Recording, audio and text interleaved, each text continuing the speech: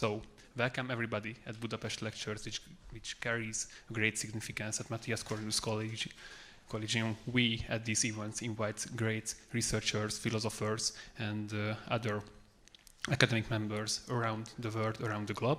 And one of them, David L. Dusenbury, who has received his PhD in philosophy at Leuven University, and at the next semester he will be a visiting university professor at Ötvös Loránd Tudomány Egyetem here in Budapest, and now he's a visiting fellow in Danube Institute. Welcome, David. Thank you for being here.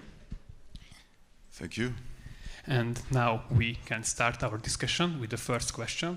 Will be related to your new book. Please introduce it and tell us why is it important. Why did you write about the innocence of Pilate and what this whole issue is about?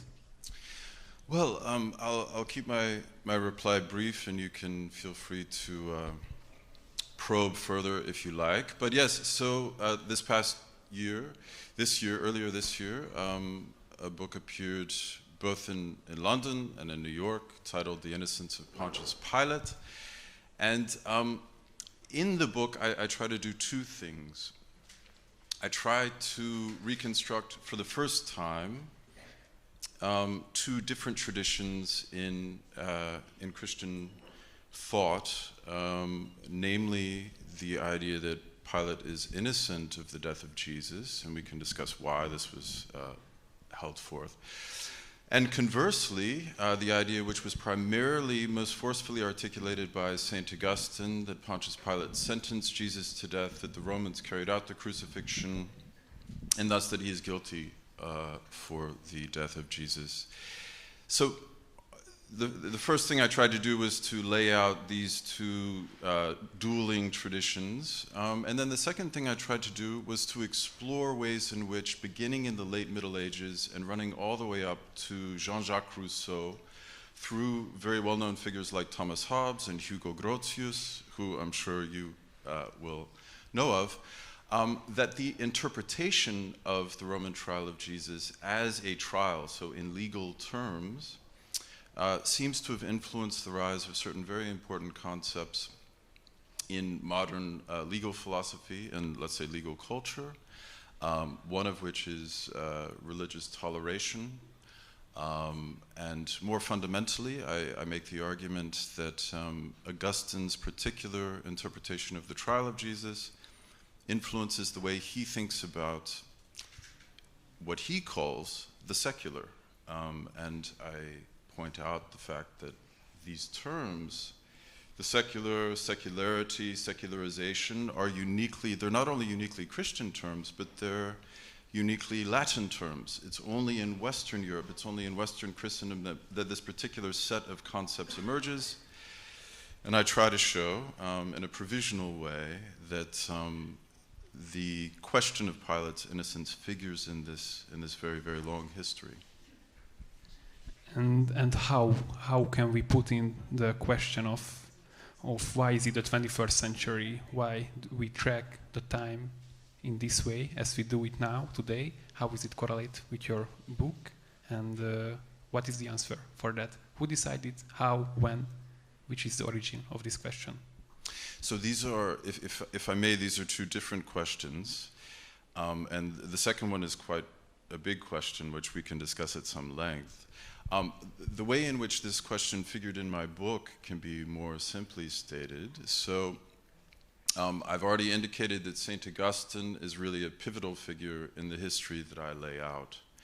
And in the process of researching the interpretation of the trial of Jesus and the rise of the concept of secularity, I was intrigued to find that one of the most important texts in medieval legal and political thought is a letter from a pope in Rome at the end of the 5th century to the Roman emperor in Constantinople, because at this point already the empire was the two Christian empires, let's say, were beginning to drift apart.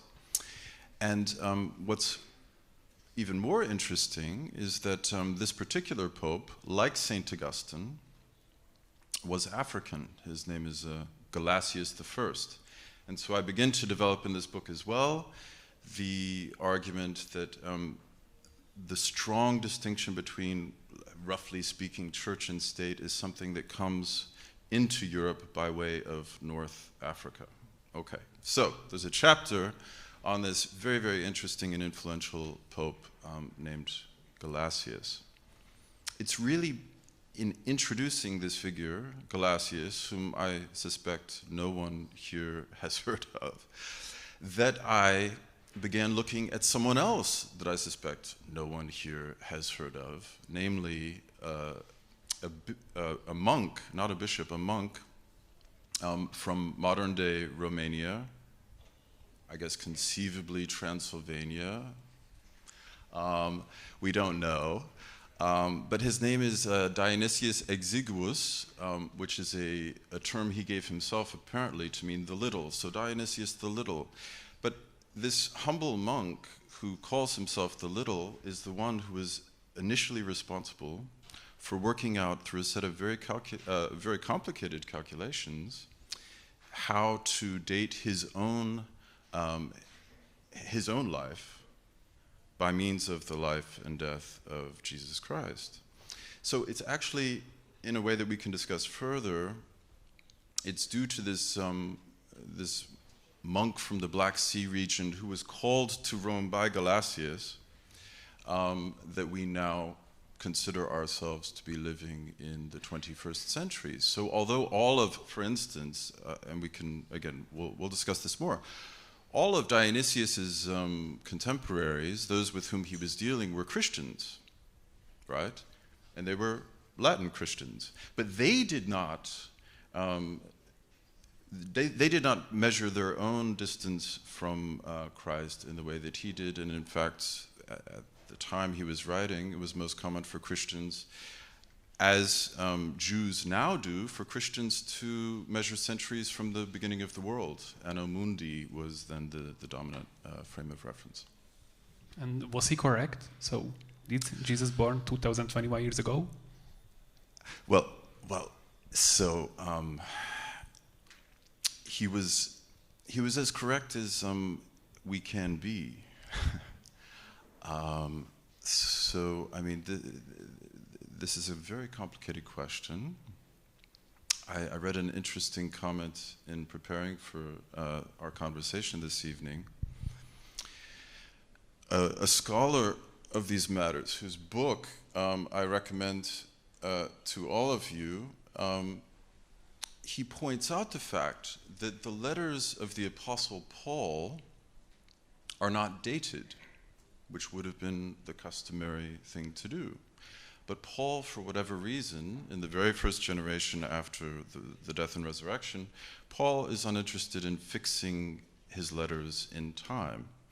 And this really quite wonderful scholar, Philippe Nothaft, points out the fact that in the same way, the gospel writers don't really give us anything like clear dates for the birth of Jesus.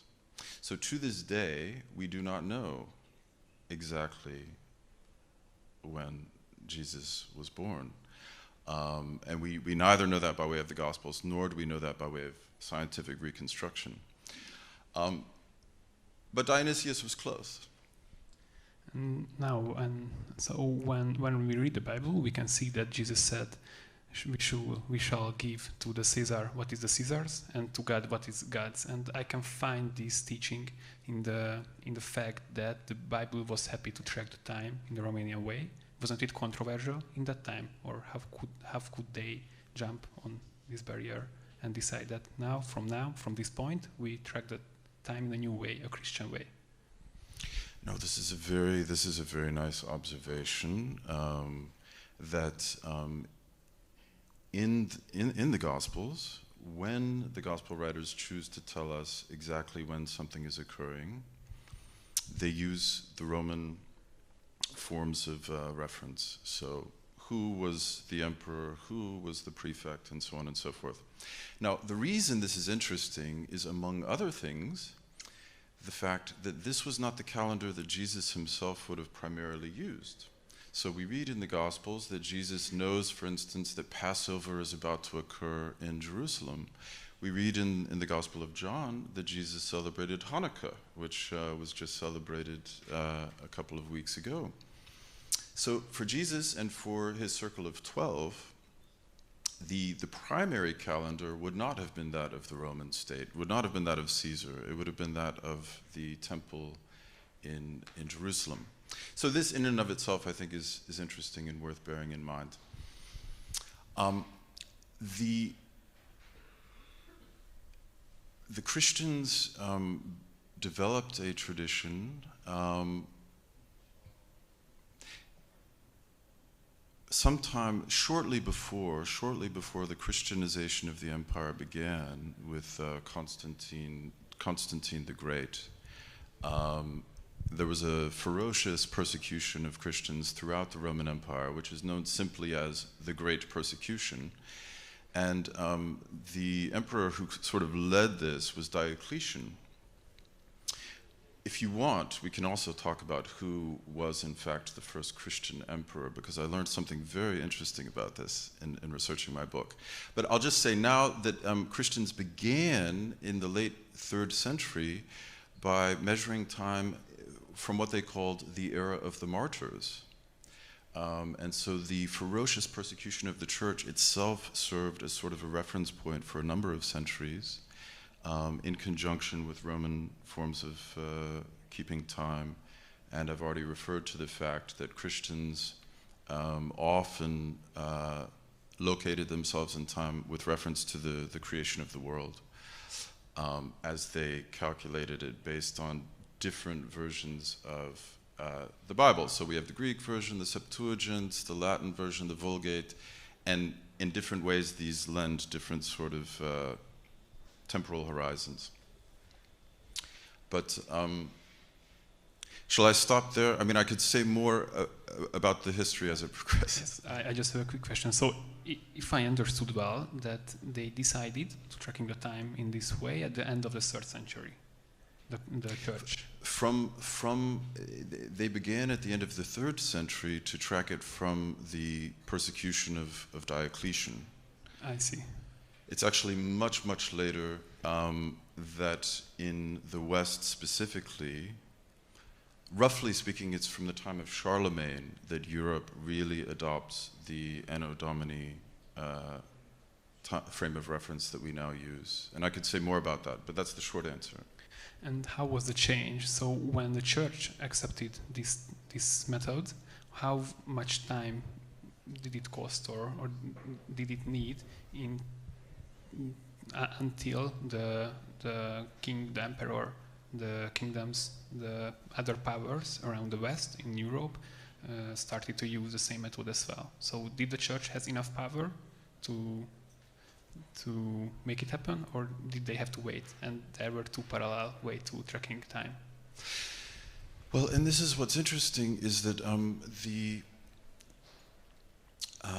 the church was basically content for many centuries not to impose the Anno Domini metric calendar. And so throughout the Middle Ages, I assume it won't be entirely unheard of that Charlemagne, the Carolingian era kind of centers around the year 800 AD. So we have a number of manuscripts between, let's say, the Christianization of the empire, so Constantine, and then the first, again, some caveats could be made, but let's say the first Holy Roman Emperor, the first Western Roman Emperor, Charlemagne. Throughout these centuries, it was possible, and in fact, it was normal, even in the West, to use different methods of dating. And my understanding is that the Anno Domini, the AD, which we now use and the world uses, was actually relegated to the monasteries for much of that time. I see. And my next question would be that you mentioned that Pope, and you said that you can talk about the way how he could sorry, not the Pope, the monk, how could he count the way and decided the way have to start to tracking the time? And my question would be that why did he start to think about that? What was the why did he feel that they need a shift in this situation? What was the situation around him, and why was this a question? This is an excellent question. So it seems that he was primarily disappointed by the fact that Christians were orienting themselves to this ferociously anti-Christian emperor Diocletian. So I said that the era of the martyrs was sort of the era within which Dionysius Exiguus found himself.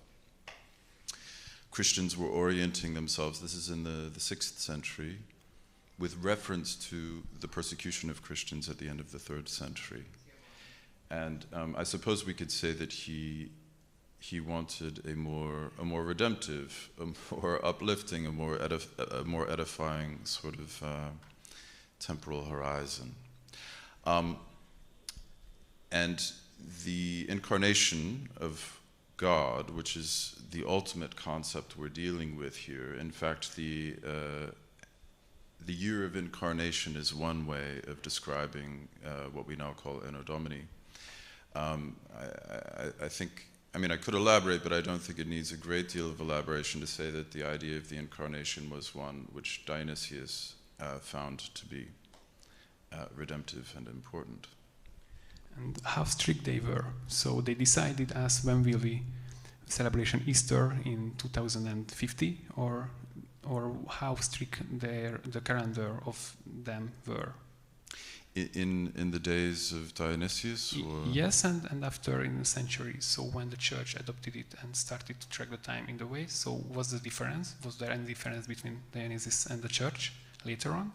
And if was, then what was that? And was they strict in it? Yes, so this is actually, I mean, perhaps we've already gotten far enough into this conversation for some of you to realize this is actually quite intricate territory. The question of measuring time and determining where one stands in time, and as we see here, calculating where holy days, days of importance, will fall in the future. So what we have here is a manuscript, a medieval manuscript, in which holy days are calculated years in advance. This is a much later series of calculations running all the way to the year 2200. So we're still making our way to this particular series of calculations. But one of the difficulties, I've already kind of alluded to it, and that is the fact that the Jewish calendar, which structured Jesus' life, is a lunar calendar. And it's not only a lunar calendar, but there are two kind of approaches to calendrical time, heavenly time, one of which is based on strict mathematical calculation, and the other of which is based on observation. So let's put it like this. Mathematically, the cycles of the heavenly bodies even out over long periods of time, and so you can regularize when certain things are going to happen. However, within these long cycles, one let's say, lunar cycle will not necessarily be the exact length of another. And so if you base your determination of the beginning of a month purely on the observation of a moon, from year to year, this will in fact differ significantly. So what we have is the fact that Jesus dies at Passover. His resurrection, of course, is called Easter, and Passover is a lunar festival. And the Christians primarily were operating within the Roman world, and you already mentioned Caesar, and I've already mentioned the Christianization of the empire. We haven't got back to this fascinating Caesar, whom I could say just a bit about. But so the Christians were basically keeping the Roman calendar is a solar calendar. So the Christians were interested not only in keeping a solar calendar, but in keeping one that is based on mathematical calculations, such as that which we see here. And yet the events attested to in the Gospels are determined by a lunar calendar. So this gives rise to a host of problems which kept people going, really kept monks working for centuries, trying to determine exactly when things occurred and thus when future celebrations should be held. And the title of this book, I don't know if you can see it, but the subtitle is The Life of Jesus and the Emergence of Scientific Chronology. Because the argument that Nothaft makes is actually that in the early modern period, what we now call scientific chronology is based on hundreds of years of very, very careful monastic calculations and controversies regarding the sorts of arcane questions that are occupying us now. And so that it is actually, in a rather surprising way, the Gospels, which give rise not only to, let's say, this huge, division between world history before Christ and after Christ, but even to the means of calculating time, which really bring us where we are in the 21st century. Now, as you mentioned, the Caesar who lead the Christianity of the empire. So, can you tell us a bit about it, because it will lead us for the next questions? But take your time. Absolutely. So I was really astonished. So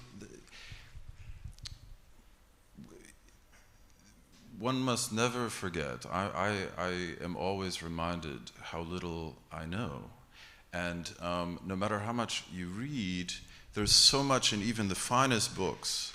There's so much that is opened behind them and beyond them that it's often easy to forget that even reading a definitive work on a topic is still, in a certain sense, a beginning. So I was absolutely astonished to find, because I think we will all have heard that an emperor named Constantine was, well, what we have all heard is that Constantine was the first Christian emperor. I assume this won't shock anyone. What is shocking is that most of the church fathers do not say this. Most of the church fathers say that a fellow named Philip, who was of Arab extraction, so his name in Latin is Philippus Arabus, in the middle of the 3rd century, was the first Christian emperor. Now, the difference, and this is a crucial one, there's absolutely no indication that Philip tried to Christianize the empire. The indication is rather that Philip himself was merely a Christian, and there are stories about his dealings with certain bishops. In fact, one bishop seems to have refused him communion. There's a story in Eusebius, who's the father of church history, about basically this emperor being forced to repent, which is quite extraordinary. He wanted to partake of the Eucharist in a church in Syria, and the bishop refused him the Lord's Supper. But anyway, so a lot of the church fathers believe that Philip the Arab was the first Christian emperor. Both he, his wife, and his son, his 12-year-old son, were all assassinated. And there is some reason to believe that they were assassinated because they were Christian. So this emperor, whom I had never heard of, and I suspect you have never heard of, might not only be the first Christian emperor, but he might be a martyr, an emperor martyr, along with his wife and son, of whom, by the way, we have beautiful, beautiful statues. So this was my discovery, which only made it into a footnote of the book, a rather long footnote. But I mean, you can imagine my astonishment reading a number of early sources saying, yes, the first Christian emperor is Philip. A life-changing moment. Well, it was a sort of awakening, yes. Can you tell us a bit about how can we see it in practice to Christianize an whole empire in this year, on that years, that centuries? How can somebody see that, oh, we are Christianizing now, so what's the measurements of the steps in this situation? Well, I mean, there are huge and numerous studies of the Christianization of the Roman Empire, and it occurs in different places in very different ways, and it does bear pointing out as well that not all Christianization is necessarily tied. Most Christianization is tied to the Roman Empire for a number of centuries, but we do have independent streams of Christianity developing, for instance, in Ethiopia. And I was, again, another awakening. I was absolutely astonished much more recently. In fact, about a week and a half ago, I was reading a book, and I read that not only is Ethiopia an ancient Christian nation, but between what is now Egypt and Ethiopia, so what is now Sudan, in parts of Sudan, there was a Christian nation called Nubia for almost 1,000 years. So from 600 CE to 1400, there was a thriving Christian nation in Africa, which was not entirely, let's say, cut off from the Roman ecumene, but nevertheless developed in a quite independent way. But I mean, would you like to discuss particular questions, or? I think it was enough to. Okay. So and the next question of mine will be that we can hear that the origin of the European culture was Christianity, and as we can see, our tracking time, the methods is also Christian.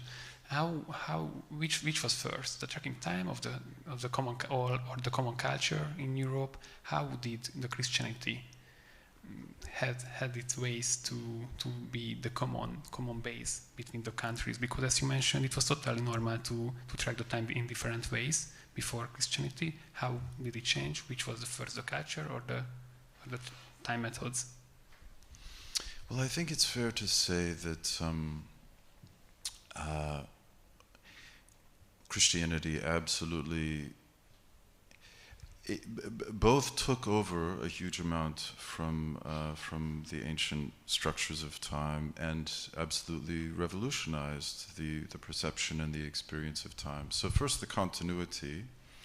The 12 months that we now have were already the 12 months that Julius Caesar had.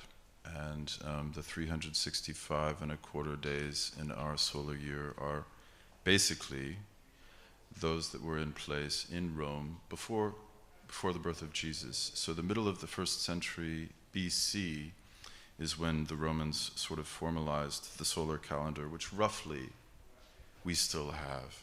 So there's huge continuity. But there's an interesting moment in one of Plato's dialogues when he, in fact it's his Laws, which is his last work, and he points out, which is quite remarkable, so this is a number of centuries, this is the middle of the 4th century BC, before Christ. He points out that there are 365 days a year, which to us sounds absolutely banal, but for Plato in ancient Greece, this is a sign that he is very well attuned to the most scientific thinking in the world at the time. But this is what's interesting. This is the point. Plato says, in a good state, there are 365 days a year, and every day we should have a sacred celebration. In a well-ordered state, every day will have its own point of contact to the divinities of the Platonic city, which of course is polytheistic. And so I think this is where the revolution occurs. That in Roman times, every day was regarded as either good for business or bad for business, which was a heavily loaded term. Fasti, nefasti. full of spiritual connotations and institutional ramifications. And the Christians brought with the recollection of the saints, the recollection of the life of Jesus, the incarnation, the Annunciation, and so on and so forth. They brought to the 365 days that Plato was already talking about, and that Rome had differently experienced and institutionalized, a swarm of memories, new memories, and always augmented memories. So in each century, new saints are introduced and celebrated and remembered, and so on and so forth. That made the Christian experience of time absolutely unique. I suppose one thing I could add here is that the battle over Christmas, since this is sort of the occasion for our conversation, the celebration of Christmas. Today is, by the way, the winter solstice, fittingly enough. And the 25th of December, we haven't talked specifically yet about the origins of Christmas, but the 25th of December, I read in those who know more about such things than I do, was the Roman estimation of the winter solstice. So this is in some way connected to Christmas. But it's in the 16th century that Protestants begin to object to the experience of time, the celebration of time, the 365 points of contact with eternity that the Catholic Church had devised.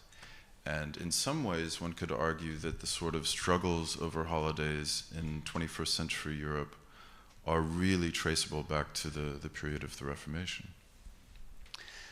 I got a very, very great question at Slido. I will read it loudly. Has there been a time in history where our various ways of dating collided with other cultures, such as the Islam counting of 622? I think there have been numerous times, and it was really only in the 19th century with kind of let's say global, the 19th century was the zenith of European colonialism, and I think the 19th century is really when the Anno Domini system more or less gained dominance globally. I don't know specifically, I've not looked specifically at how territories which were either on the borderlands of the kind of European and Islamic spaces of control, the Islamicate world and the European world, nor have I looked specifically at how, for instance, Eastern Christians under Muslim rule would have understood their time. And of course, it's not only in the East. I mean, Spain for many centuries was, and Hungary, had a period as well. So unfortunately, this is a fantastic question. Based on what I know, I would say that the general, and there are exceptions. We've referred to the Roman persecution under the Emperor Diocletian. Similarly, there are periods of very intense persecution in Islamic history. But also there's kind of a general principle that religious minorities were allowed to semi-privately, but as a community, maintain their religious calendars.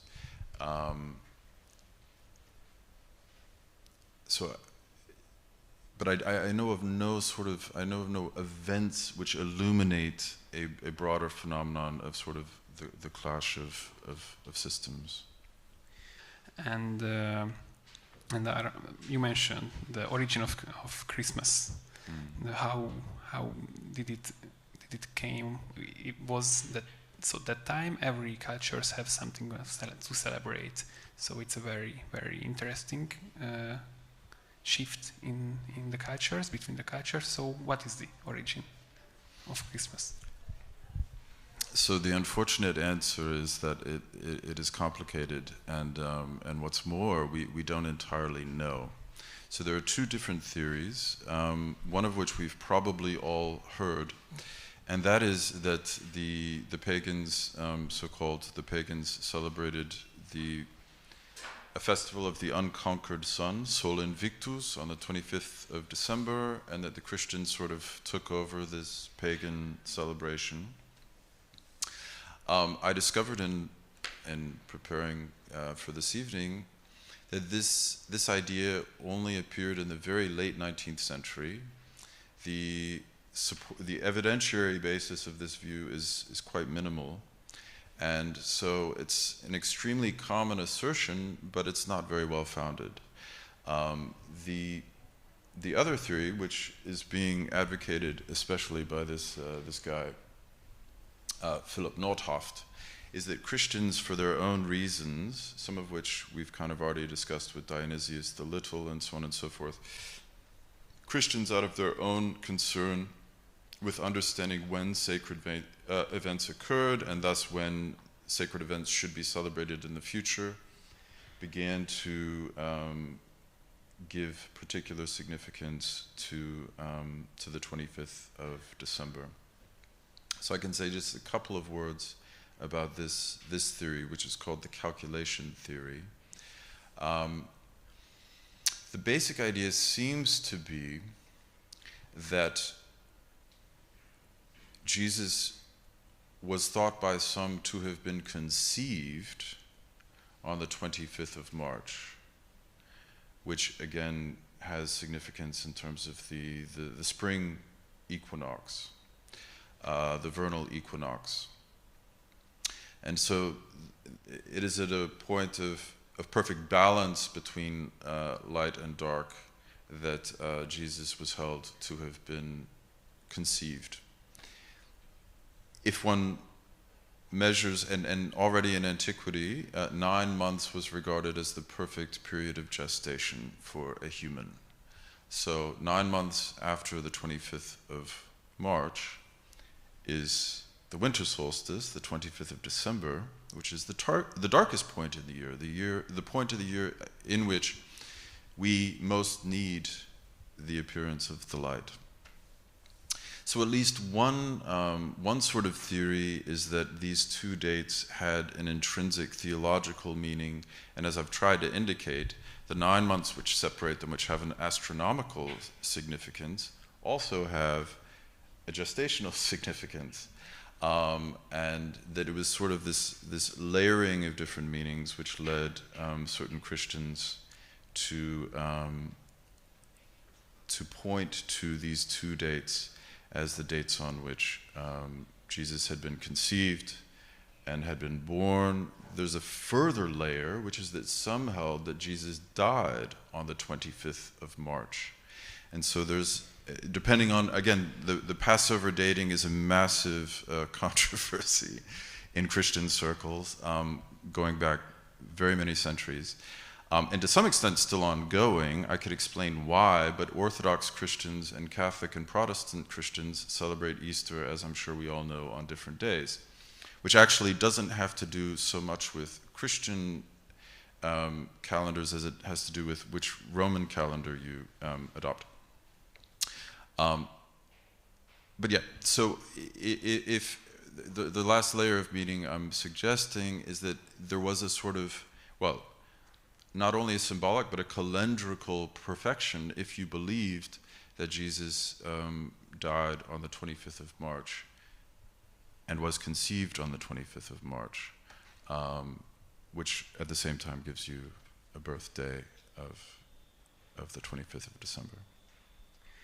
Thank you very much, and I am sorry, but I cannot keep my promise. I was told that we do not have enough for live Q&A, so I will try to read loudly the questions here, and I try to connect two of them. what were the other ways of having a Christian influence on global culture besides setting a global time? And next tweet, I hope they are connectable. Do you think the counting of time will not that? Sorry, what about the other world religions? How differently are Buddhist, Islamic people counting the time? So, how the Christian culture spread these methods, and did it spread other cultural things or not? And how other cultures counted or tracked the time in these years? So I do think there's something very distinctive and very interesting about using the life and death of Jesus, well, really the conception or birth of Jesus, to inaugurate an era, because, and this is the topic of my next book, in fact, because the life of Jesus has political ramifications, some of which we've alluded to here tonight, but it is not ultimately or straightforwardly a political event. Now, there's a lot that could be said about this, because the hardest date that we have in the Gospels, I already referred to the fact that there's no sort of firm date in the Gospels for the birth of Jesus, but there is one sort of firm horizon, and that is the death of King Herod, because Herod, we have the slaughter of the innocents in Bethlehem after the birth of Jesus. So, according to Matthew, Jesus was born before Herod died. And the reason I point this out is because Herod certainly seems to have regarded the birth of Jesus as a political event, right? The king of the Jews being born, or the king of the Judeans, just as at the end of his life, being called king of the Judeans was regarded as a radically political title. But the argument of my next book is that Jesus' life and death bear upon politics, but are not ultimately or fundamentally political realities. The Roman calendar is from the foundation of the city of Rome, ab urbe condita, from the founding of the city of Rome. This is a political point of departure, and similarly, Islamic time is measured from the withdrawal, let's say, from Mecca to the city of Yathrib, which was renamed much later in honor of Muhammad's time there. It was renamed Medina. But the Hijrah is a political act too. It is from Yathrib that Muhammad and the first Muslims, the first believers in his prophetic utterances, were able to launch the series of campaigns which culminated, well, really did not culminate, but pivoted upon their retaking of the city of Mecca. So it's both a straightforwardly legal and political point of reference, both for pagan Rome and for the Islamic world, that gives rise to the era in which they live. Whereas I think I've said enough this evening about the various histories which sort of cross one another and influence each other in complicated ways, that it should be clear that the coming of Jesus, although it ends up giving rise to this era in which we still live and which we certainly celebrate, did not do so immediately. It did not do so in a straightforward political way. It was rather a question of influence and really, one could say, the voluntary contributions of people in different parts of the Christian world over many centuries that resulted in everyone looking to the birth of Jesus as the orienting event. So I do think that there are elements of the kind of deeper the ethos of different faiths, which is reflected in the way they choose to look at time. I suppose, I mean, your first question had to do more with how this Christian view of time has influenced. Yes, so which had bigger influence, the culture of Christianity or the methods of tracking the time? So which came first? Which was the possible way to give us influence in other cultures, the tracking time or other cultural aspects? So I suspect, I mean, this is again a huge question, a very good question, but a huge question. I mean, when you're talking about foreign states adopting a new calendar, you know, over a number of centuries for their own reasons, right, and often alongside other calendars which run concurrently. I spent the last 2 years in Israel, for instance, and they have 2 calendars which run concurrently, one from the origin of the world, and one CE, the Christian era, the Common Era, Anno Domini.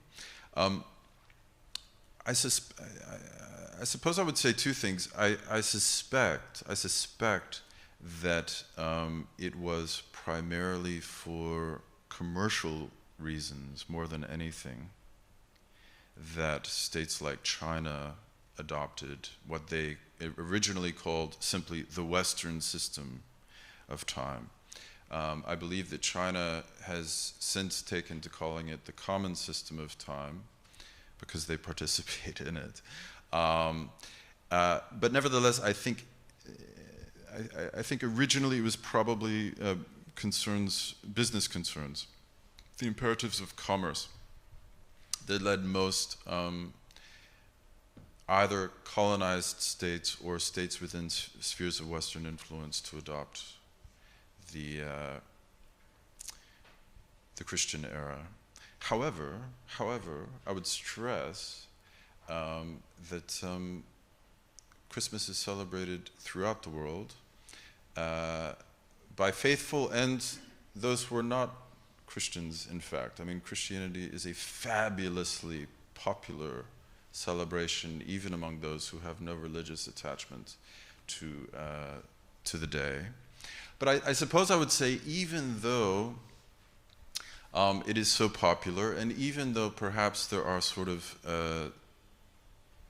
basely calculating motives for adopting, you know, the Western European, the modern Western European system of scientific chronology, those who do celebrate the day for its inner meaning are, in a sense, carrying forward the knowledge of the secret that gave rise to the whole order. And I think this puts us in direct touch with generations of forgotten men and women who lived in their various ways every day, but especially days like Christmas and Easter, as points of contact with the divine, and as bearers of a tradition and a message which we carry forward and try to honor. And this beautiful, very colorful illustration is of a place which some of you may have heard of. It's called the Vivarium, and it was a center of erudition in a very dark and difficult time. The Western Roman Empire was collapsing, and a wealthy gentleman named Cassiodorus founded a house of learning called the Vivarium. We see living things swimming in the waters that surround the house, and so on and so forth. It was a sort of Matthias Corvinus Collegium of the 6th century, maintaining knowledge of the old texts, and so on and so forth.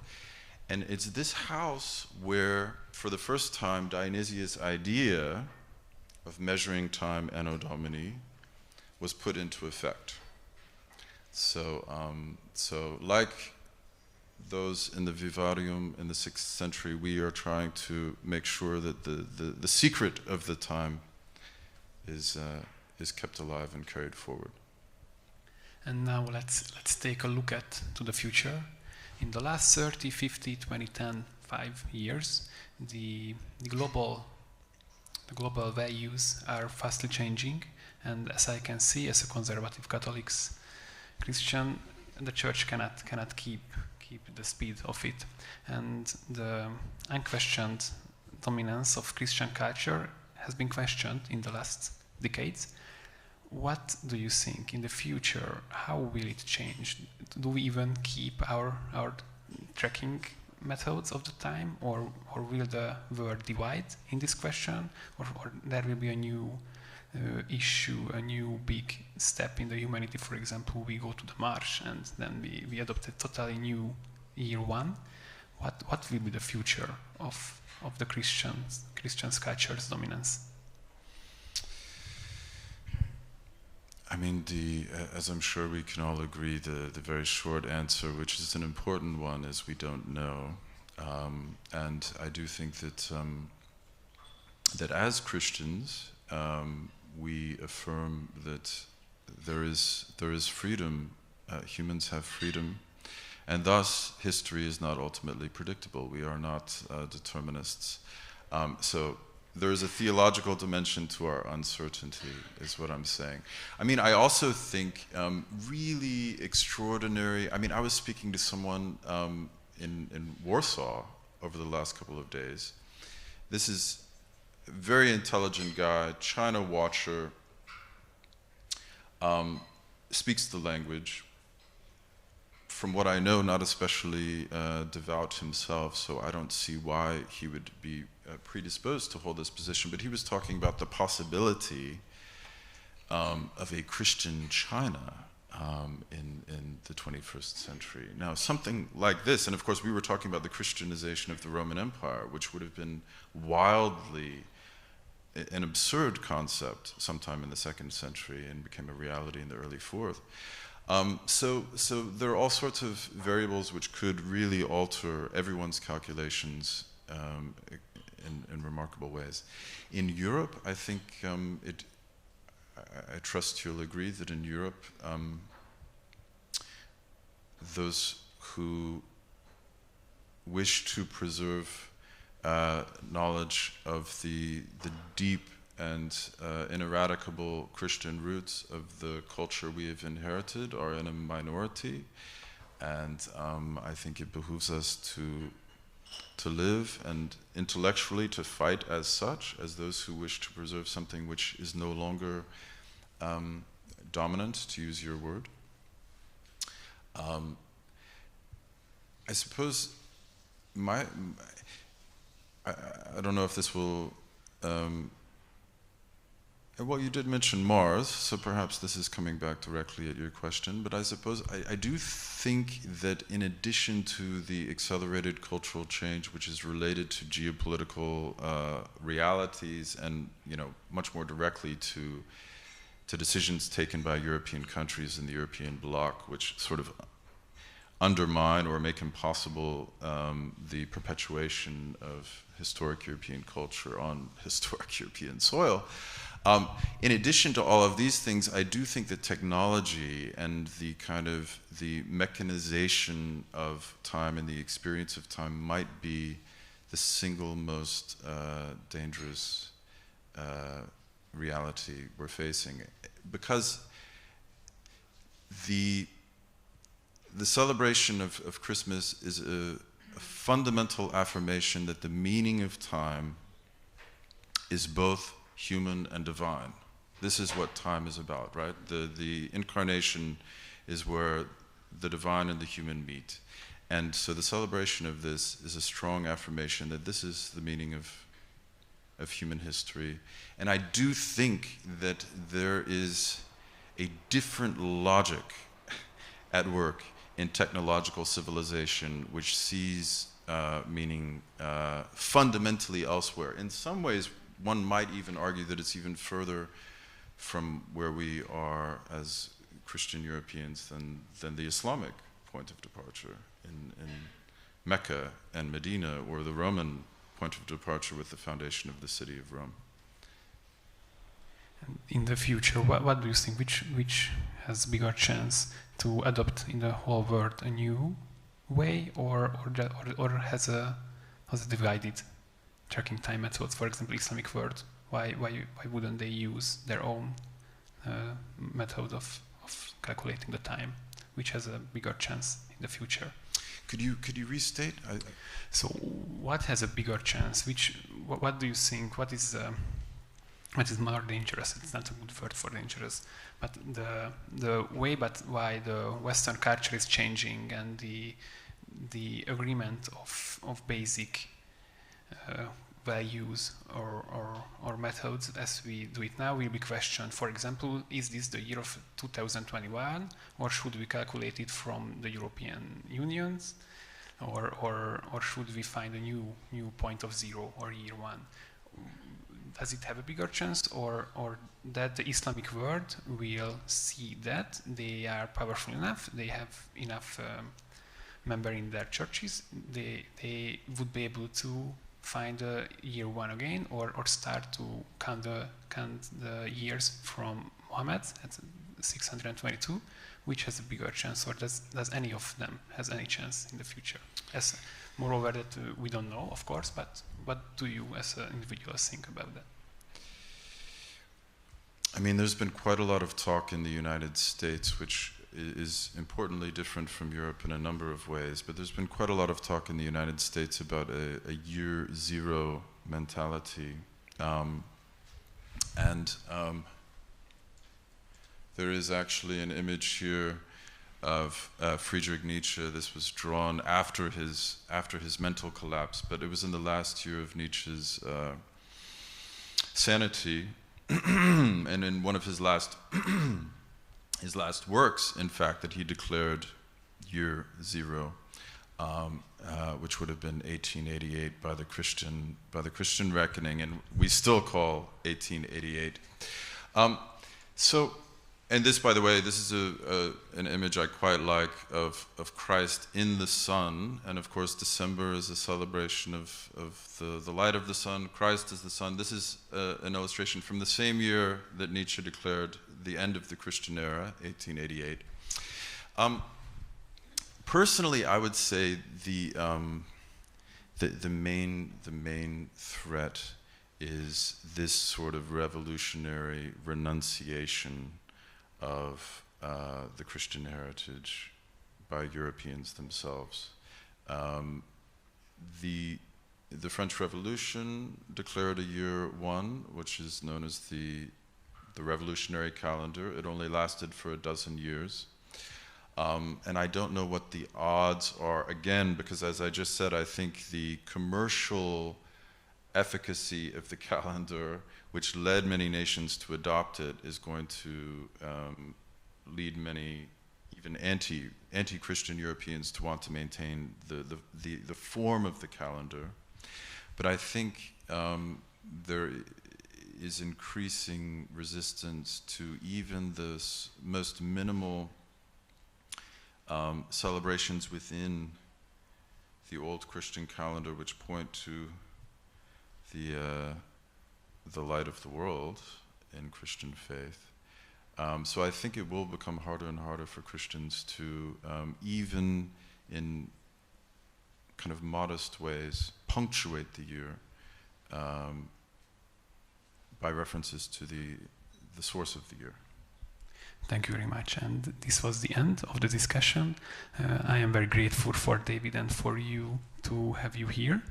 And it was the last Budapest lecture of the year, but we will continue from January. So please keep informed, and let's see you in the next year. And I wish you all Merry Christmas and Happy New Year's.